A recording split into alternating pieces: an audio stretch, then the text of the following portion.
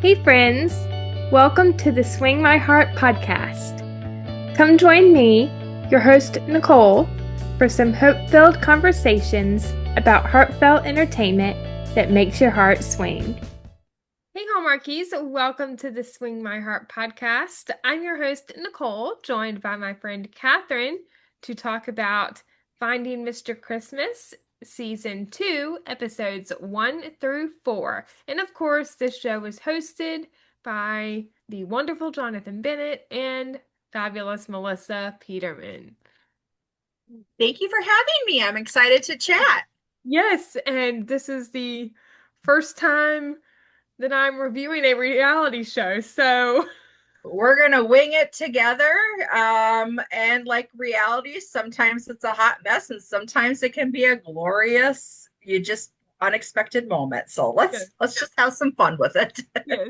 So our first segment is previously on. Why don't we start by talking about season one just briefly? And Ezra won season one. So congratulations to Yay. Ezra. Yes. I mean, I like this concept. So I was, well, number one, who doesn't want to just look at hunks? So kudos, Yeah. Jonathan, on being like, yeah, I think, this is going to be a go. And I think brilliant to, well, I'm biased, but I think brilliant to bring in Melissa for some extra comedy. I think that just really bounces off. I think that her and Jonathan just bounce off each other so well, like brother and sister, and it's so much fun for that. The guys, season one and season two have all been super sweet. Mhm. And it was fun to be able to meet Ezra. He did a pop up at the Christmas Experience Weekend 3 last year. So he got his movie so he came to promote his movie. He had his movie last year, and then he also had a role in Christmas on Duty. Yes. Yes. So it was nice to see him pop up again for the 2025 year. Yeah, he did a great job, and that was a fun little cameo for him, I'm sure. Hmm. So this season, there's 10 whole new guys, and they all seem really nice. And my first impressions of the show, both season one and this season, season two, I just love how there's no cattiness with the guys. Hmm. They all are really good friends. They're all supportive of one another. It's just really refreshing. Yes. And it's refreshing to see guys really open up about their feelings. I mean, there is some playfulness in there, like with especially when they're all doing the last minute push up and like for example like we had Davy right before the reindeer when they all did the reindeer games in episode 2, or not reindeer games but when they all dressed up as the reindeer Yeah. and everybody's pumping iron and doing their jumping jacks and stuff and he's like basically like I'm just gonna embrace my dad bod. I was like, yeah, I mean, not a bad dad bod anyways, So, but you do you and it worked out for him, so perfect. yep. So before we go into our main segments, why don't we just talk a little bit about what the first four episodes entailed? So, season two, episode one was The Search for Mr. Christmas, the Mhm. festive face off. Say that five times fast. No, thank you. Ugly sweaters. And I think my favorite was Drake's with the All American one, the football Oh, jersey. yep. I actually really liked Robbie's with the Yeah. puppy Santa. Or maybe he was supposed to be, was he supposed to be a cat, a rabbit? I can't remember. The Any dog. of the above. But I just thought, like, for that one, I just liked that it was so clever and different. And they really embraced, and who would we have? Somebody that literally had like a whole, thought they were in Lord of the Rings. That that was Logan, I think. Okay. But basically Hyde really kind of like, can we see your face and see who you are? Yes. Oh. No, I thought that they brought some great creativity this year and really got to know a very quick way to know people's personalities, for not only for Melissa and Jonathan and viewers of course, but for the guys to learn a little bit about each other. I think another moment during the ugly sweater challenge festive face off that I really loved was, I think, Gabriel, when he took a moment before he described his sweater and, why it was the design it was. Hmm. And, they were also supportive of him. Exactly, yeah. Sweet. And that's what I love about this is it is literally a brotherhood. I mean, when you're tossing in people who, look darn good and can have egos or whatever, and there's just something about this and the community that they've created when they've done their casting for both season 1 and season 2. It's more of a brotherhood of like a football team that I'm expecting to see. And so kudos to casting because they've nailed that portion out of the park. Yeah. I thought everyone did a great job on their Hmm. ugly Christmas sweaters. Yeah, they were fun. Yeah. And the winner of that challenge was Craig with his New York Santini. For me, like for him, definitely I go, how much does he love The Sopranos? Because he's basically living in it. So that's what it seems like. And who also doesn't just love a New York pizza? So I was all for it. Yeah. Episode one's star quality challenge was the skiing meet cute with Janelle Parrish, and it was really fun to see her as a guest on the show. She's a great Mhm. actor, and I love seeing all the ways that the guys acted out the scenes. It was really fun. Mhm. Yeah, so they had the opportunity to have a scene partner being paired up in teams of two. And then they had the challenge on top of that of skiing, which kudos to them. You had skiing, then they wanted you to lock eyes and obviously have a connection with Janelle during that. And then also remember what your lines were. So these guys got tossed three things on their first challenge. They're not messing around and playing around. They're, quick, quick trying to find their Mr. Christmas.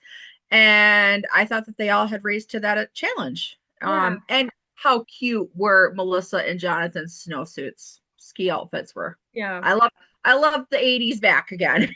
Yes. Oh my goodness. But what I was going to say too that, like you did, because, people had trouble, obviously, if you had skied or if you're like me, you're Bambi on ice, you're missing your mark. And so there's a lot of things that were really pressurized. And even if they had issues, like there was one guy who basically went underneath the camera and then had to back up.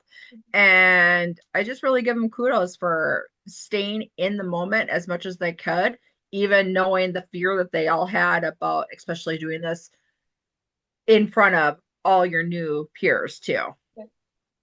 And the winner of the Star Quality Challenge for episode one was Rustin. So, way to go, Rustin. I think he did a great job. I Mhm. definitely felt the connection with him and Janelle in that scene. And then we go on to the first elimination, and Jake goes home. I'm going to say every one of them has been a hard pill to swallow, specifically maybe at their time. Like I just really feel like for Jake, because everything was so brand new to him. If I'm recalling right, like I said, it was his first time doing anything in this realm. Kudos for taking those chances and the opportunities and just embracing it for whatever it's going to become. But I thought that I would have loved to have seen more. I would have loved the opportunity. And of course, we can't. They're doing this so fast paced. You really don't get it. You're not granted that. But I'd love to see an all-star kind of or second chance. I'd love to see something along those lines, especially after they've gone home and watched the season. So, Hallmark, we're pitching that. Yes, for Take sure. two. Yes. Going to episode two, Reindeer Games. The festive face-off was special delivery. That was the game with Santa's sleigh and the gifts with the slingshot. That was really fun. The winner was the team of Craig, Gabriel, and Robbie. And I just loved the reaction when they won. Like they were all Underdog. jumping up and down, and that was really sweet. The festive face-offs have been just a lot of fun with the creativity and in a guy's world who doesn't want to slingshot presents across the yard. and and I just love and I love for how it gives Jonathan too the time to be like he was like telling Melissa about being aerodynamic of why they had to go with smaller packages and things like that. And she's like, please don't tell, like don't pretend you know these things. And, I just think that it's just, it's just fun to have fun. We don't get to have fun as adults a lot. And I think that going back to the childhood games in these, I appreciate the fun of it. And then the Star Quality Challenge was the Entertainment Weekly photo shoot with Heather Hemmings. Love her. Love that she was a Mhm. guest judge. And the winner of that was Davy. And it was fun to see all the different personalities at least try to shine through in the. Yeah. Oh, and how about, oh, of course, names are gonna escape me, but the one, whoever was like upside down half the time trying to get themselves back upright, and then That was Craig. that was Craig. Okay, good core muscles, good job. But yeah, they were like, that one is so difficult in the fact that you're trying to be unique compared, like you're thankfully, I actually really, really liked the descriptions that they gave each of the characters. I Yeah. thought that was brilliant to give them something to play off of. And then the ability to just, like let your personality shine through that. But then at the same time, they're really trying for some of them, like they had to rein that in because you also have to have the acting chops. And so you're not going to be yourself all the time, even if you want to be, Rudy and have a red nose and, and, who doesn't like to look at some extra muscles and washboards and Yep. basically toss a bottle of water over them. You know what? They've got some good hunks on this one. There was some moments of like pure gold with Melissa when they were doing the photo shoot. Like Oh some yeah. of the comments from her, which were just hilarious. The one that stands out to me is she's like, my husband has a t-shirt like that. Referring to the abs. Like, all righty. Poor, Oh my poor, goodness. poor hubby.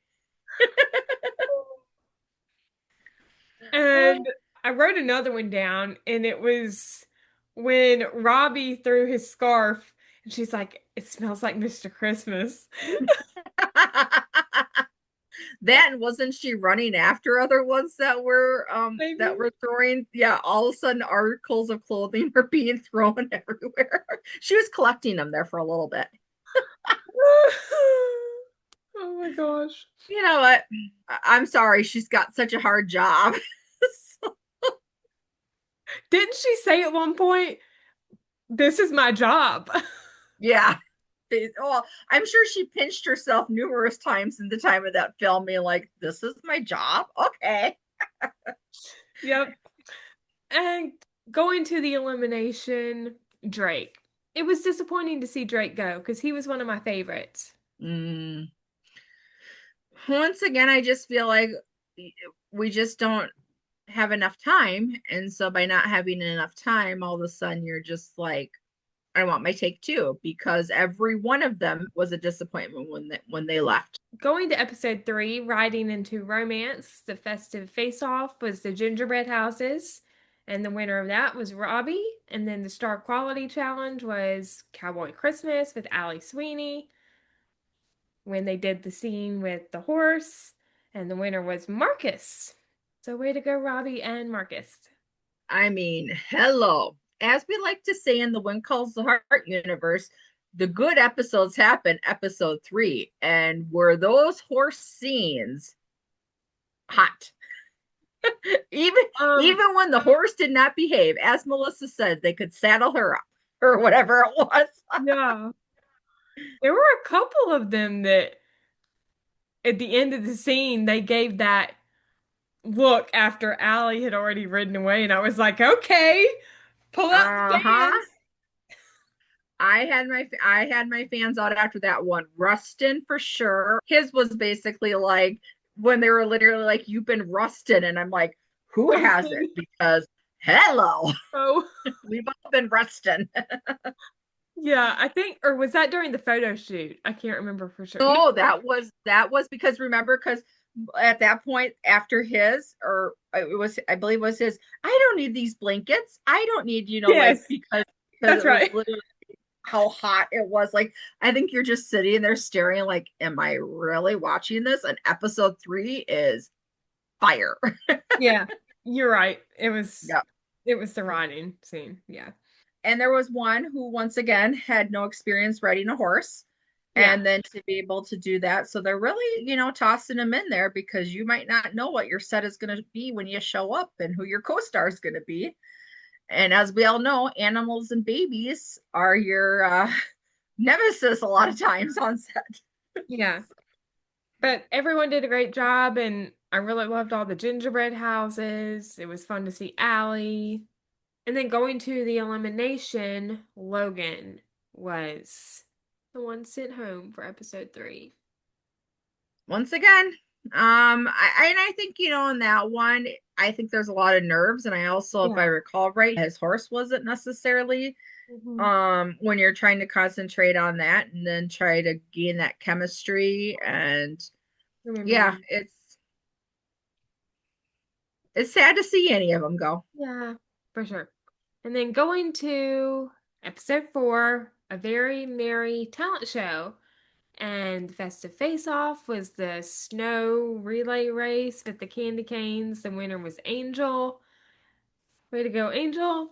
And then Mm-hmm. the Star Quality Challenge with superfans Gail and Alicia from Christmas at Sea with the Mr. Talent competition. And the winner of Mm-hmm. that was Robbie. Robbie deserved to win. Yes, he did. It because what well, the talents were great, and fun. I will say the Rubik's Cube one took me, a little bit to get into, but at the same time, kudos because I haven't been able to solve one of those in my entire life.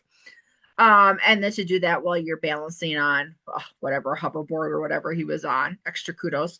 But the responses to actually get to, to really feel like you got to know the guys. And I love them actually bringing in super fans for Yeah. that. And those two, if you watch Christmas at Sea, were definitely, I think, Yeah.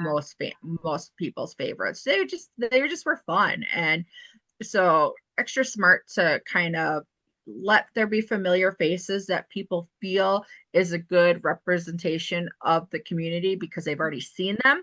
So then you got somebody who, that they're as passionate about a great movie as Jonathan and Melissa are, and anybody else as a guest host, to cast that. You had super fans who have that same experience too, where they know what they like to see, and they were able to draw the heart out of these guys. That's a long-winded answer. Yeah. Yeah, it was great.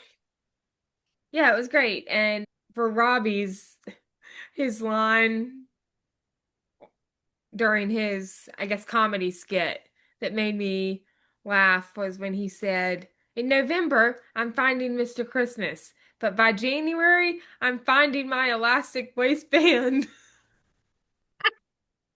Aren't we all? Going to the elimination, it was Gabriel. And I think this was the week or episode that Angel won the immunity Mm-hmm. advantage. And he gave that to Robbie, which was so Mm-hmm. sweet. Yeah. And like they said, that is a chance, but that also shows your character. And let's be honest, your number one and your two are who are really setting the tone for the entire set. And so you want a guy who has such an open heart, and he just really felt like he needed that lifeline. Of course, he didn't end up needing that lifeline, but I like that they were I think everybody was very impressed that he gave away his immunity. It really touched me. It was really Hmm. sweet. And of course it was sad to see Gabriel go too, because he was great as well. I mean, they all Hmm. were. Yeah. Going to meet the hunks. So do you want to start off with 3 things you learned about your chosen contestants? Yeah, so we learned in episodes 1 through 4 that Craig he beatboxes. Mhm. Um And I'm gonna, like I said earlier, I'm gonna guess he's a big fan of The Sopranos. And honestly, just really charming. He just had a really fun persona to him that I mean, or who he is, obviously not persona, but there was just a kind of there's a little bit more of a twinkle in his eye too, which I really liked. And then Rustin, well, number one, that man can sing, and he is a walking Hallmark movie. I mean, no better way to act on screen when you've experienced it. But he also has gone through a lot of ups and downs in his life. And for him, it was just such a good reminder of perseverance. And then, you never know what's around the corner for you. And I actually really would like a Hallmark movie about his family because the whole family was a band in a Christian secular music. And I would love, I think that'd be actually a really fun movie to kind of dive into their life story. So Gabriel was charming, but he reminded me of myself with like, he had a lot of confidence, like you could see that he was really struggling to actually believe in himself and have those confidence. And then he started definitely, like he had said, by the time he was eliminated, like he wished that he would have had that confidence in himself to would have started seeing who himself as other people were seeing him. And so I really relate to that. Beautiful eyes. Yeah. And for me, I kind of feel like the first few episodes, he was his own version of a comeback king. Because, like I said, as he struggled, and then when he, like actually, kept moving forward, I think it was kind of more like one of those Rudy, comeback king stories. So, yeah, I was really sad to see him go just because I related to him that way.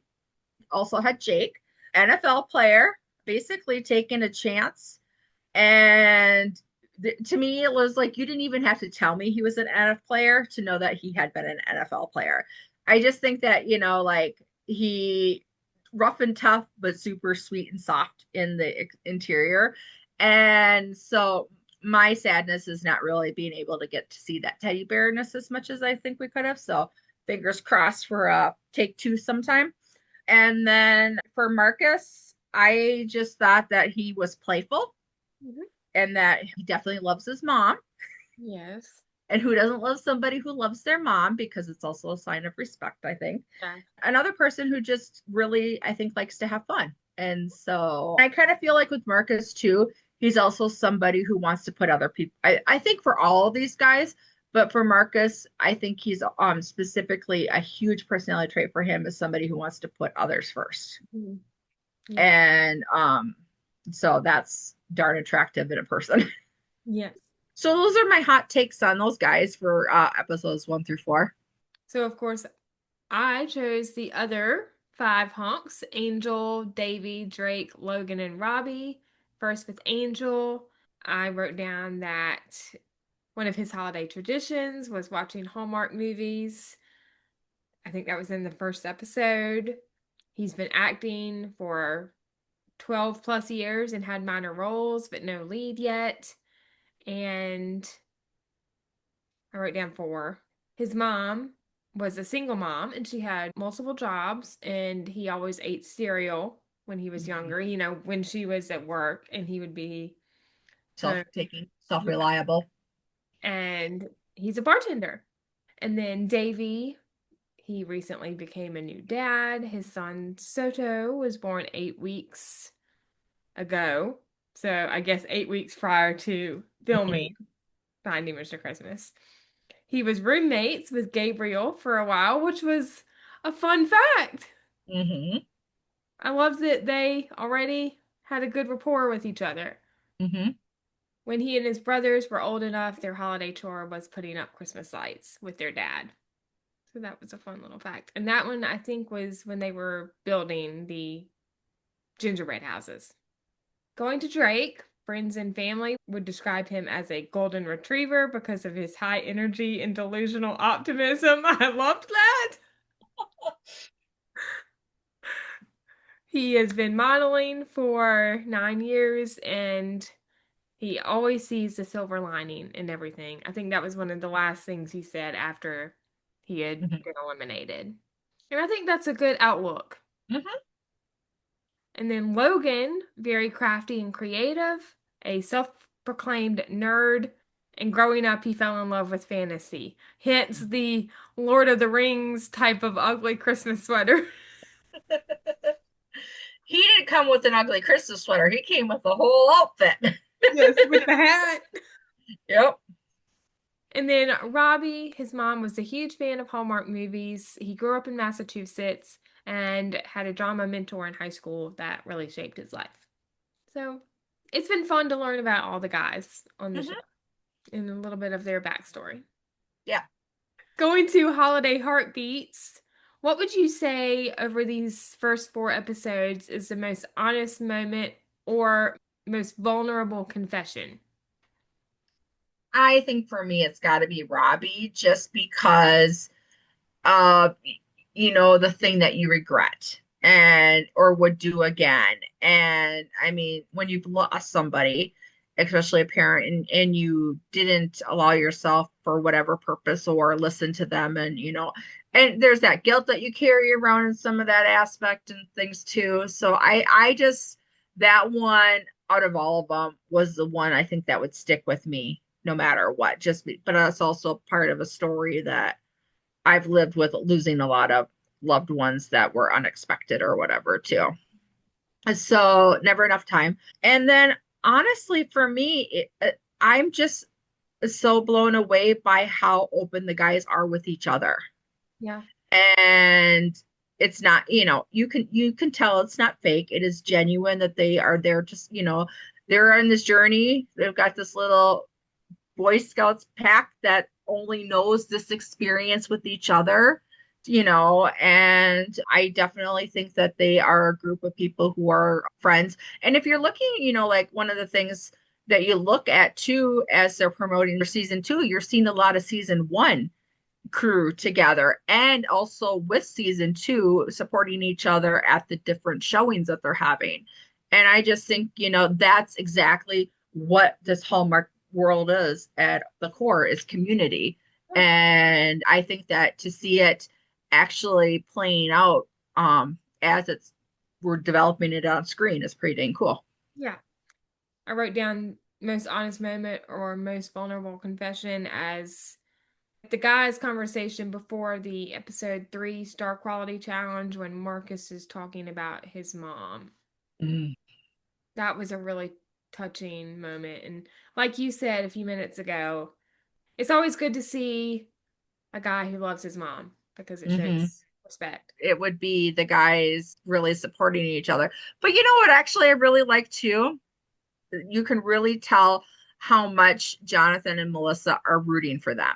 And even as they have to say goodbye, it's not like Jonathan was just on the weakest link. And it's not like he gets an exit like Jane does when he Lynch does, like, you are the weakest link, Yeah. goodbye, and for him it is just like, this is just the beginning. And as you are dealing with rejection or loss, or just maybe, and maybe themselves not ready to go for whatever purpose it is, whether or not they needed that brotherhood, I just think that it's great to walk out with an encouragement. Yeah. And also, like, another heartfelt moment was during the ugly sweater with Gabriel. What I really appreciated, it was like you saw the mama hen come out with Melissa. Heartfelt moments, like, take your time, like, basically kind of be in the moment, breathe it through. We're not going anywhere. And you could tell that's exactly what he needed, because he's looking so nervous to make mistakes or whatever in front of, once again, in front of your peers. And then they also took that, like, I'm not saying that they wouldn't have done it, but there was a lot of take your time that the guys gave the support immediately afterwards too. A heartfelt moment for me was Robbie talking about his mom during the Mr. Talent competition. I think I mentioned that a while ago. And then also Rustin singing the song about how he felt the first time he met his wife Mm-hmm. during the talent competition. Basically the whole show, let's be Basically, the honest. whole thing. What would you say is the most unexpectedly real conversation over these first four episodes? I really feel like we've covered them because those are the ones that stick out in my mind. I wrote down Rustin telling Davy and Marcus about his last motorcycle accident where he hit the ground at 90 miles per hour and slid for 200 yards across all lanes without getting run over. Wow. And that he also knows he's here for a purpose and not to take moments for granted. And that's once again, the whole thing is literally all reminders that I personally need. So I'm sure a lot of people are in that boat.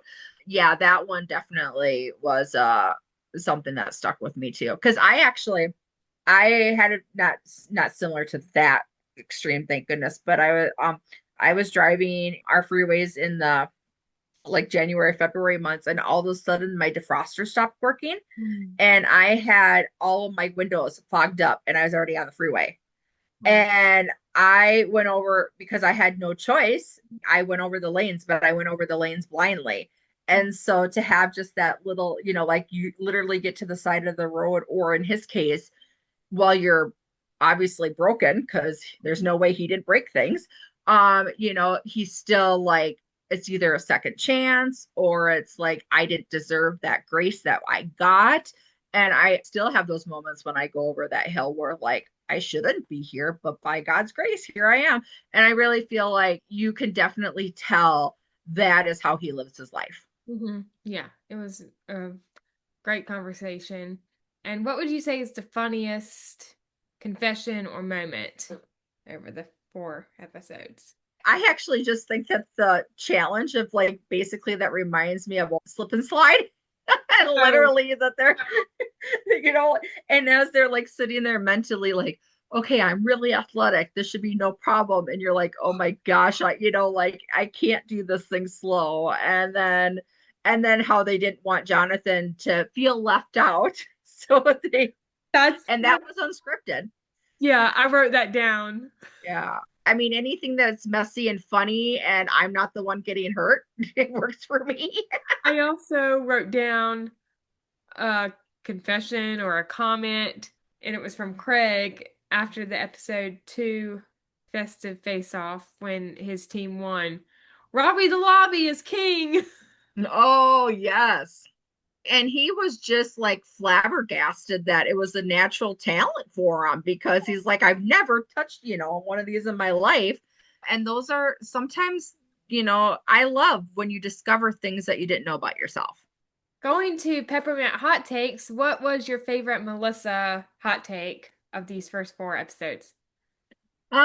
So when she had apologized to her mother for saying out loud that put a saddle on her after one of the cowboys extra spicy hot scene that they did with Allie Sweeney. And knowing her mom's probably like, I give up. But I just thought it was, I mean, totally that one and then the Rusted.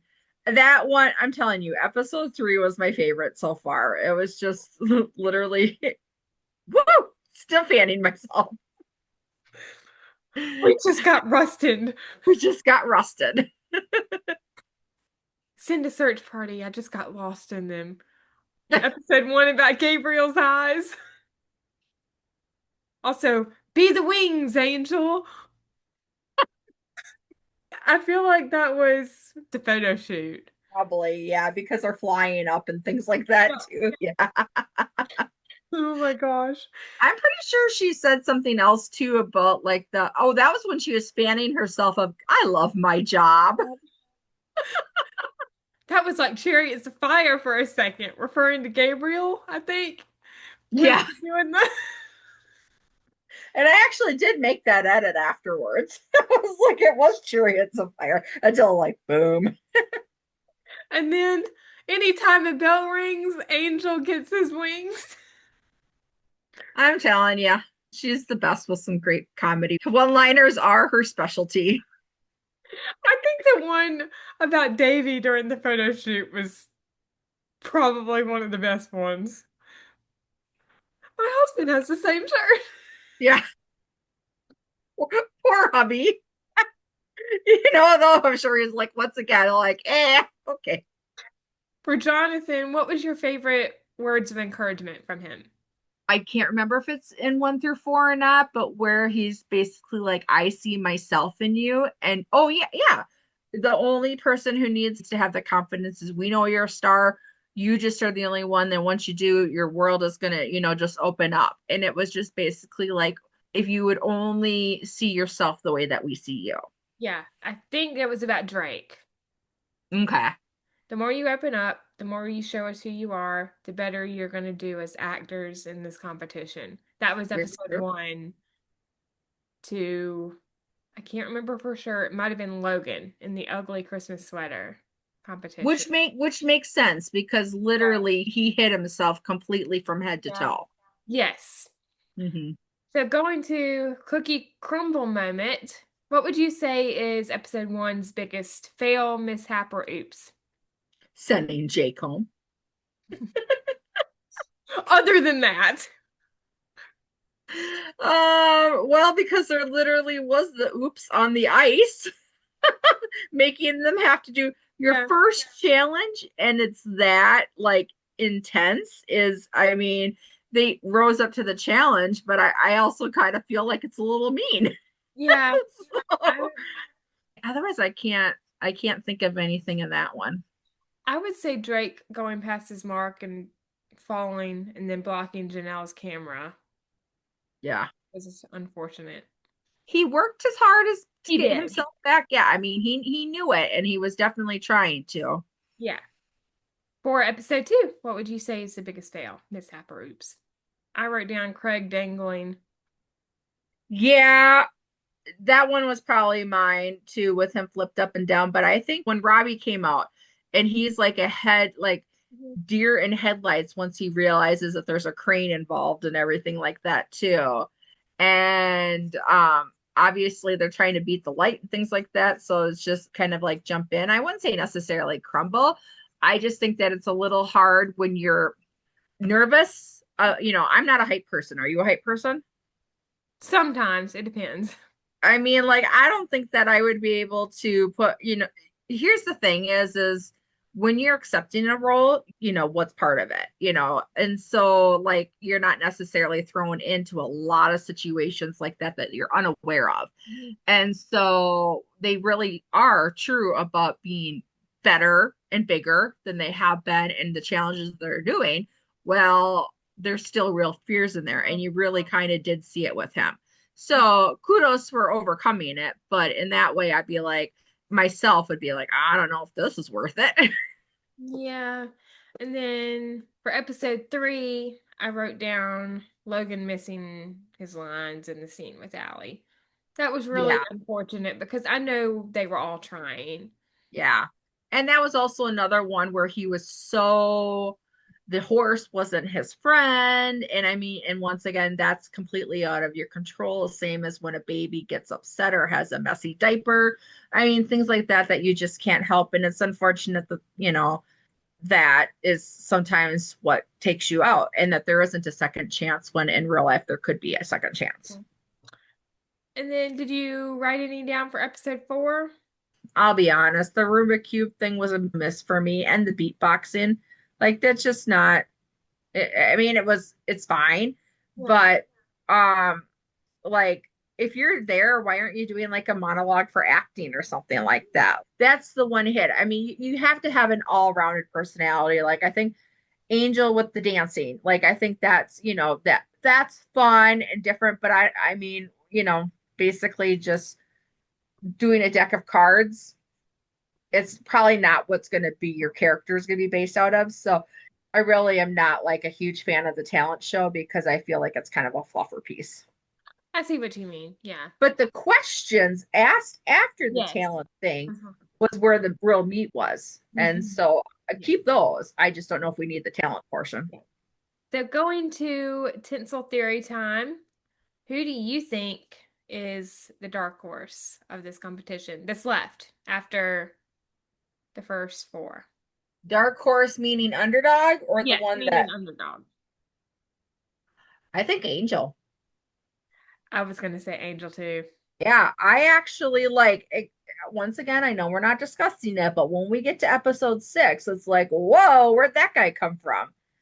And so I am definitely rooting for him in ways that I don't think I quite was before. Even though personality wise, I thought he was fantastic. Yeah. It was his acting chops that like Yeah. blew me away this last time. Yeah, I think so too. And based on these 4 episodes, it could be different. Who do you think is one step closer to being Mr. Christmas? Rustin, I Yeah. really like, I just don't, unless he has, and I honestly can't really remember what happened in 5 and 6, except for once again, Angel with the dreamy look in his eyes. So I honestly can't remember anything stand out with him, but there was just, if he could pull that magic and those looks, and I mean, like the whistle that he, like the phew, or like he did after Allie rode off and stuff like that. I mean, I was like, hire him on the spot right there, Hallmark. Yeah. I think episode 5 is Hunter King and episode 6 is Ashley Williams. That was Monday. Yeah. And then episode 5 is another one with the challenge of it being groups, because that hits or mitts, because you don't really, you're either in competition with each other or, for a lot of time. And then that one wasn't, I mean, okay, we won't get to that. We'll hold that one till next time. Yes. I think there's a lot to look forward to with these last 2 episodes of the Mhm. season. Sharon. Hardy's, make sure that you pay attention because we are closing up with Aaron Krakow. Yes. Sharon Lawrence this week and Aaron Yep. Krakow Mm-hmm. the next Yeah. week. So basically, Sharon Lawrence this coming week and Aaron Krakow. Yes. Yes. And I'm actually really excited about the Sharon Lawrence. Oh, number one, I adore her. And then two, I just really like the idea of playing that mother son relationship as where I believe their storyline is. And those are so important for the family. It's not all about their love stories, and all these come in different ways. And so I'm really excited that they're adding that version of a storyline this season. Yeah. So way to go to all the contestants so far. Can't wait to see what happens by episode 8. Yes. We kind of already know. Well, we know who we're narrowed down to. Yes, that's what I meant. That's what I meant. Yeah. We know past episode 6. Well, this was so much fun, Catherine, and I'm looking forward to chatting about episodes 5 through 8. If I'm welcome back, wink, wink. Yes, I know I am.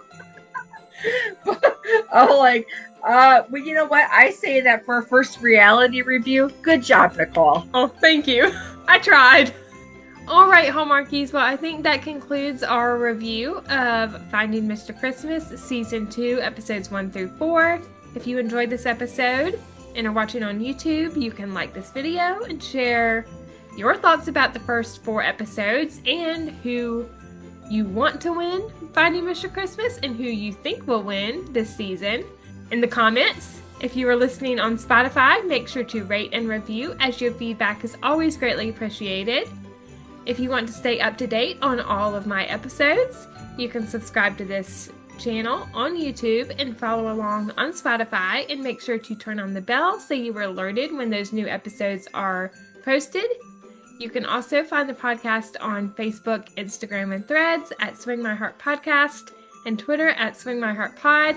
And you can find Catherine on Instagram at Catherine_Gone McGarry, and the Rom-Com Love Podcast with her and Brennan at Rom_Com Love on Instagram. Thank you so much for listening. We hope you have a wonderful day or night wherever you are in the world, and we will see you next time for our Finding Mr. Christmas Part 2 review. Bye. We love y'all. Bye. Bye.